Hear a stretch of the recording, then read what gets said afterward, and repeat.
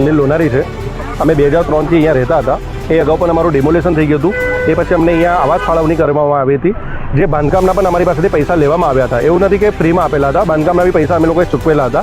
એ પછી 2024માં 2003થી લઈને 2024 એટલે સમથિંગ 21થી 20 વર્ષમાં આવાસો ગુણવત્તા સારી નહીં હોવાના કારણે જર્જરિત થઈ ગયા હતા। જર્જરિત થવા પછી એસએમસીએ અઠવા ઝોનને અમને નોટિસ આપેલી હતી કે તમે જર્જરિત મકાનો છે તમે ખાલી કરી નાખો। છતાં અમે લોકોએ કે અમારા ઘરોની જે સ્થિતિ હતી એને સમજીને અમે લોકોએ સરકારને સાથ અને સહકાર આપ્યો। એ પછી 2024ની અંદર 8મા મહિનામાં 10 તારીખે અમારે એમણે ટાઈમ આપેલો હતો। એ સમયે પર અમે લોકોએ ખાલી કરી દીધેલા હતા ઘર। એ 8મા મહિના 2024થી લઈને અત્યાર સુધી લગભગ 1.5-2 વર્ષનો સમયગાળો થઈ ગયો છે। ત્યારે પણ અમે લોકોએ 2024-25નો વેરા બિલ આવેલો હતો, તો એ છતાં લોકોએ ભરેલો જ હતો। અને અત્યારે 25-26નો આવેલો છે, એમાંથી ઘણા લોકોએ ભર્યા છે અને ઘણા લોકોએ ભરવાના બાકી છે હજી પણ। મારું કહેવાનું એમ છે કે મહાનગરપાલિકાએ જો ઘરો ખાલી કરાવેલા હોય તો પછી નોટિસ મોકલીને જાતે જ એ લોકોએ ખાલી કરાવ્યા, તો પછી વેરા બિલ કેમ મોકલતા હશે?